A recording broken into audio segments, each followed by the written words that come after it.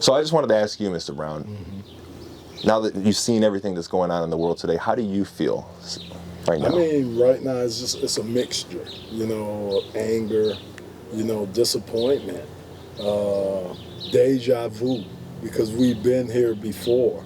It's something that has been happening for a while now, and actually curious too as to what's going to come out of this, what the future is going to look like as far as us as a race. And when I say a race, I'm talking about the human race. It's just a shame that we're talking 2020 and we're still talking about some of the same things that my parents dealt with and their parents dealt with. And you would think we've come so far with technology and some of the things that we're able to do, and you would think this would be something that we would at least have had a conversation about, before it's gotten to the point of where it's gotten at, to where it's an eruption now. People are tired of people not listening to them. They're tired of their voices not being heard.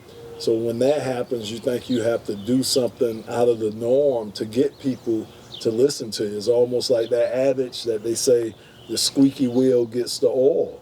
I mean, you make enough noise, something's bound to have to happen. And that's now what you see going on with the protests, not just in the United States, but all over the world. And it's, again, think about it. You got a worldwide protest about a race of people, and more of the people that are protesting aren't us, aren't blacks. There are other different nationalities, other different, cords of people.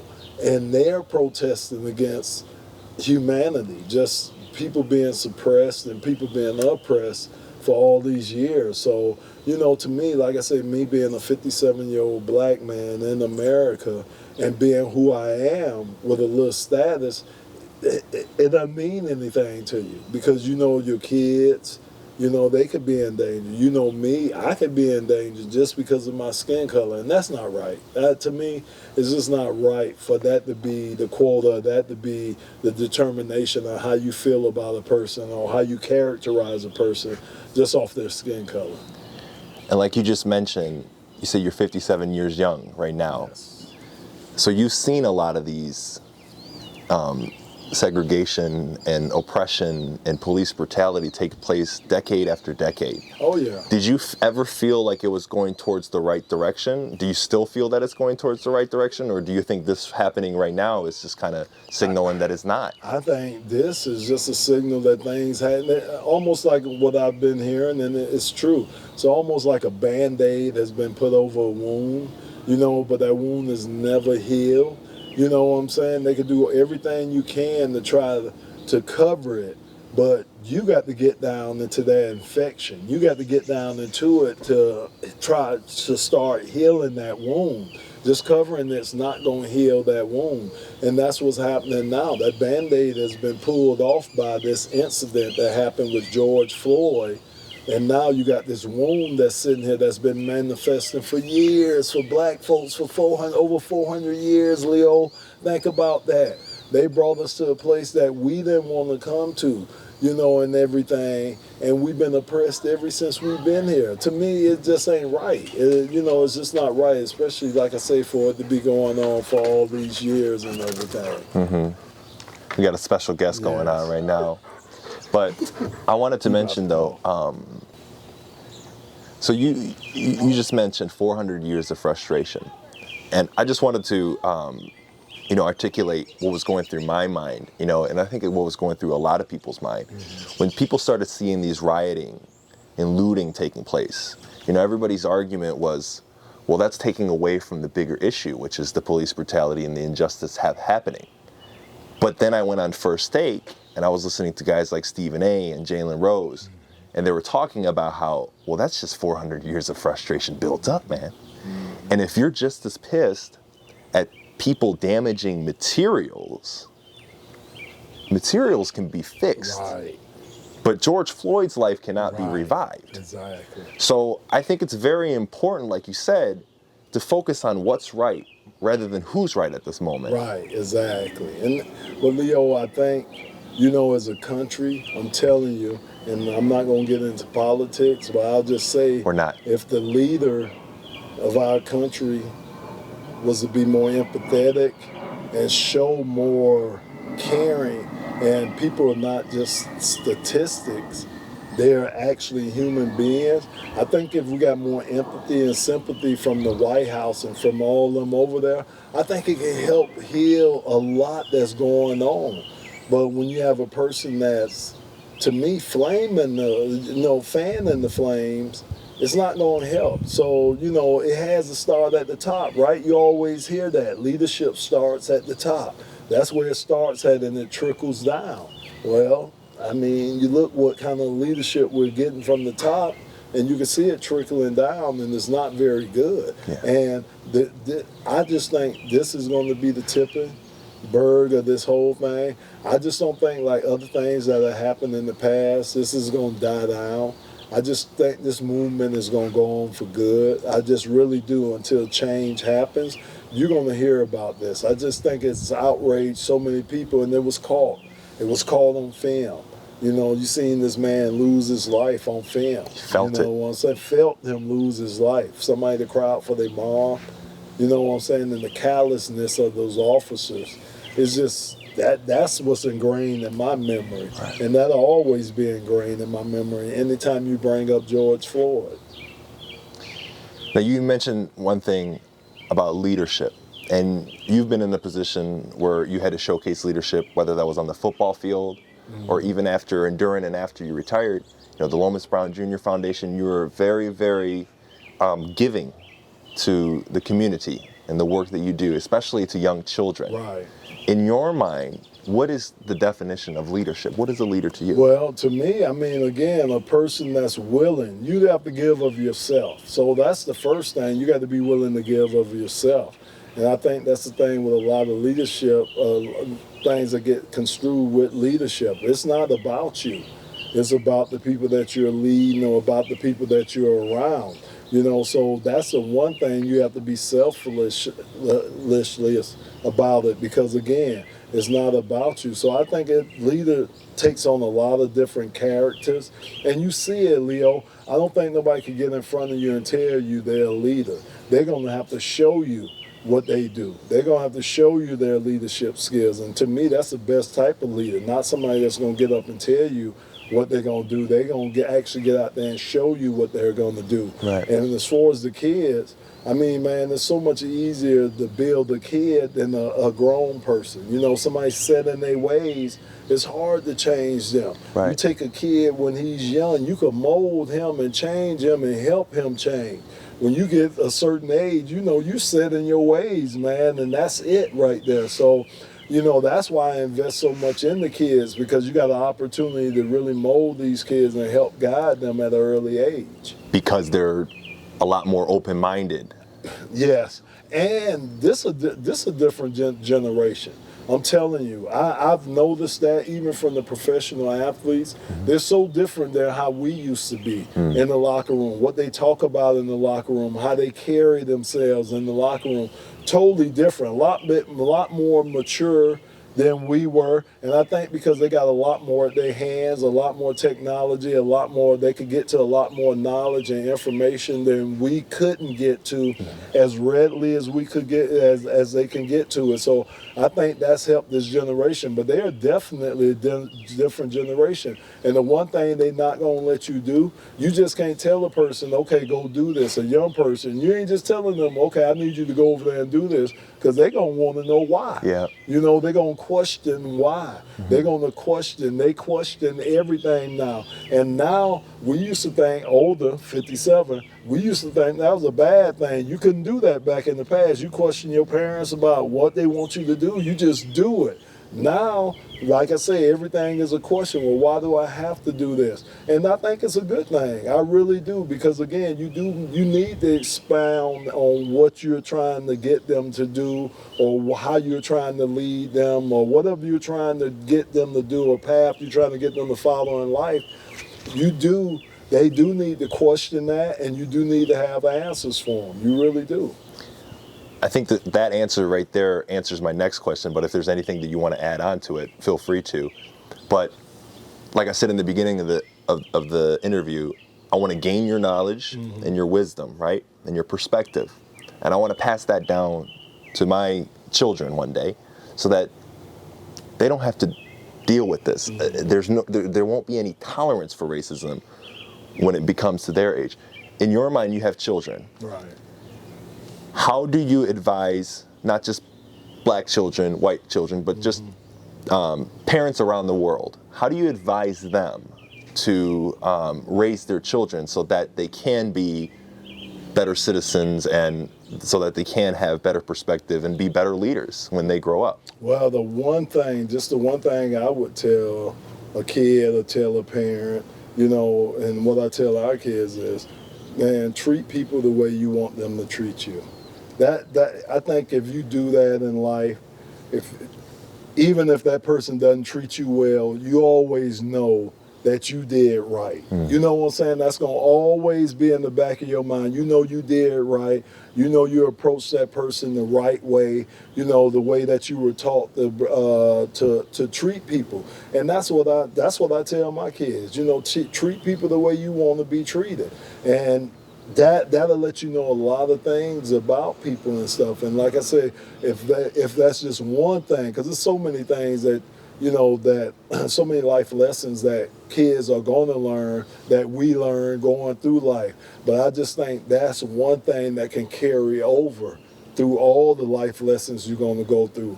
You know what I'm saying? Even when your times aren't going well and stuff, you know, you will want somebody to comfort you when time's not going well. Well, treat them, you know, treat that person the way when they're going through their hard time. Right. When you're having success, you want to share in your success, right? You should want to share in your success. Like I say, treat people the way you want them to treat you. And I think if you carry that, I think that'll help at least be a catalyst for everything else that you do. And that, to me, that'll be a good catalyst or a good foundation to start with. We mentioned earlier in the interview that there's a lot of people who are angry, yourself included. Strength, I read or heard somewhere that, you know, strength isn't necessarily, you know, the power of destruction, but it's your ability to hold in your anger and your ability to do what's right. In your lifetime, you grew up in Florida, correct? Miami.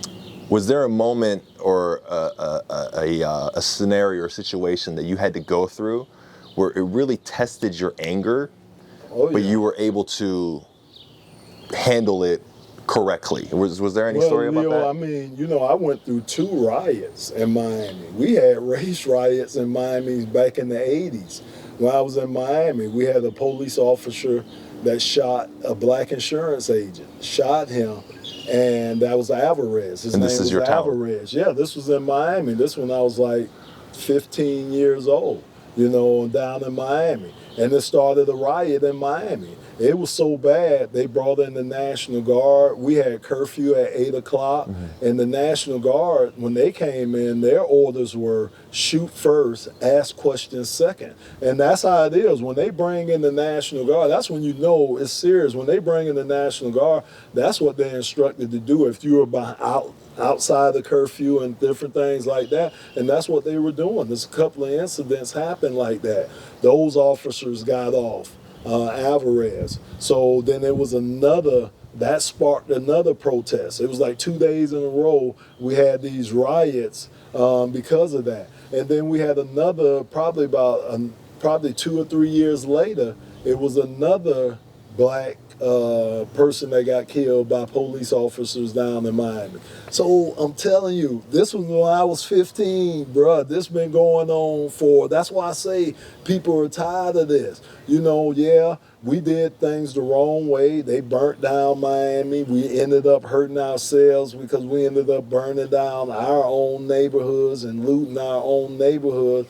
But people are trying to be heard. Yes. And that's the way they think it is to get heard, you know, and you could see the frustration. You could feel the frustration of people. So, yeah, I've been through it. I've been through it before. This has been going on. I mean, and then you flash to other places where you see this is happening. Rodney King back in the 90s. I mean, so Leo, it's been going on. Now, I'm telling you about the 80s. I'm quite sure something went on in the 70s, the 60s, you know. So it's been going on. That's why I say it's been a whole bunch of years of people being oppressed, people not being listened to, our rights not being fully given to us, and people are finally in 2020, people are finally fed up, and it's not just black folks that are fed up. That's the good thing that I take out of this. It's not just black people that are fed up. It's everybody that's fed up. Now let's talk a little bit about love and how love can be a contribution to this entire problem. And I know that's easier said than done because a lot of people are angry. But I feel that as non-black people, right, the other human race, we all need to come together and show our sympathy. You know, put our arm around our brothers and sisters and say, hey, you know, we're under one umbrella. They may see you as a race, but I don't see that. I see a man with eyes and ears and a nose and a mouth and who walks around with 2 feet. Everybody is the same. And for me, like I said, when I was growing up in school, people used to ask me all the time, what are you?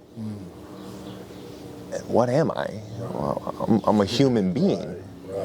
So I just wanted to let you know that black folks in this country have always been behind the 8 ball, have always been oppressed. But people like yourself who have persevered through that obstacle and overcame that obstacle and inspired the world to say, you know what, it doesn't matter if I'm behind the 8 ball. If I want something, I'm gonna go get it, I'm gonna do it. As somebody who has done that, what do you credit that to? I mean, it's just your will, and it's how bad you want it. And to me, it was wanting to get out the circumstances. Yeah, I grew up in Miami, and like I say, you know, it was things about Miami that were good and things that weren't bad, and that were bad. So I wanted to get out that situation. I wanted to do better, you know, and I think that's what helped me persevere through a lot of things. I mean, if you think about it again, when I was growing in the early 80s, it wasn't a lot of black offensive linemen, you know, in the league, you know, because again, we were stereotyped. It was at one point, they felt like how the black quarterback was. They felt that we blacks weren't smart enough to play the offensive line. And that is just like with quarter, yeah. So, you know, like I say, I didn't see a lot of linemen like me. It was some black linemen, but it wasn't the majority of them. You didn't see a lot of linemen, especially like you see it today. But, you know, that was in the 80s. I went through that when I was at Florida and everything. So, you know, when you go through stuff like that, it helps you persevere because you want to be almost, you're not thinking of being a pioneer or anything like that. That's not what's going through your mind while you're going through this. But again, once you persevere, once you go through this, you almost become like a pioneer, somebody that the other guys can look at and say, hey, he made it, I can make it. And that's almost kind of the legacy. If I tie it in with sports, that's almost kind of what you play. A lot of times when you play sports and you play it at the highest level, it's almost about your legacy that you're trying to leave behind. And that legacy you're trying to leave behind is not for personal reasons with a lot of guys. Yeah, it is with some.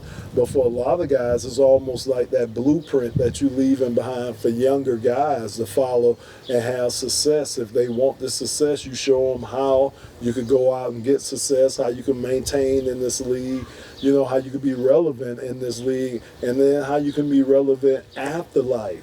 You know, I think we have just as much responsibility, just like I show a young guy, a rookie guy that's coming in as offensive lineman, just how I show him that technique on how to block a guy. You know, I need to talk to him and show him, hey, after football, these are some of the things that you need to do, or these things you need to start taking care of now, so when you're out of this game, then you can have success in life. So it's just the thing of your legacy, what you want your legacy to look like, and how many people you want to follow through your legacy.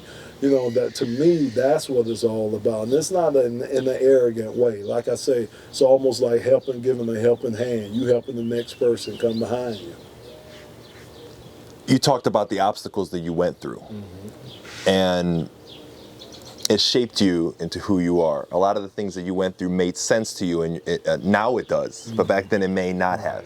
So a lot of people right now who are going through this, going through the pandemic, going through the social injustice and the rage that's happening right now, everybody that feels like life is happening to them right now, how do we convey to them that life is actually happening for them? Yeah, that's a great question. And I just think, man, Leo, think about it. The only thing you could do, and there's another football adage, like they say, you can take it one play at a time.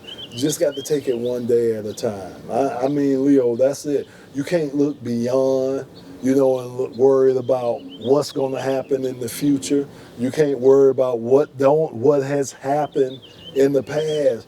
To me, you got to take it one day at a time and stay in the time and stay in the moment. I mean, because again, you're going to stress yourself out. How can you stress yourself out about stuff you can't control?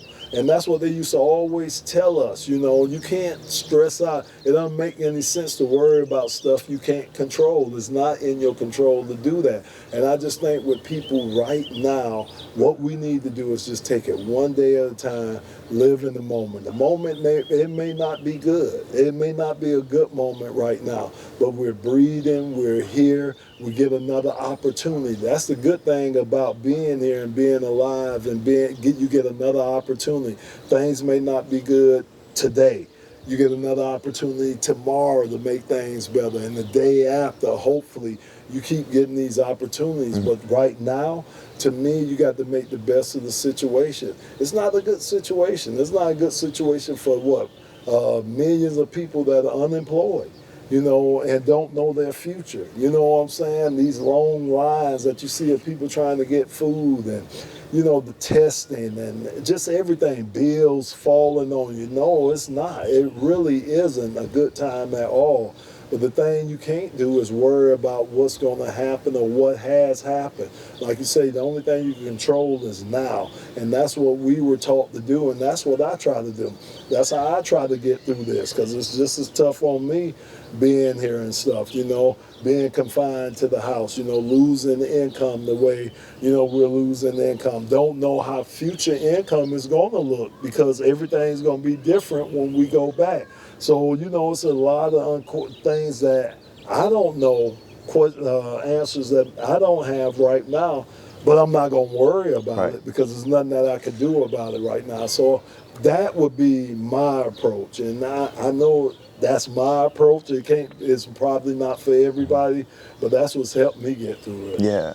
And I think that has a lot to do with your faith, and not any religious thing or nothing, but just your spiritual faith to say something that hasn't happened yet is going to happen. That's right. Exactly, Leo. You got to, right? That's, again, going into a game, right?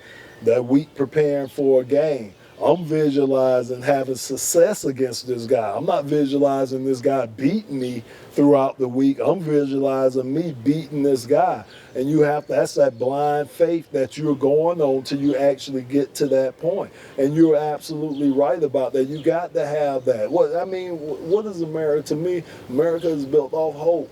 Part of it is built off hope, man. It's a hope that you're going to succeed.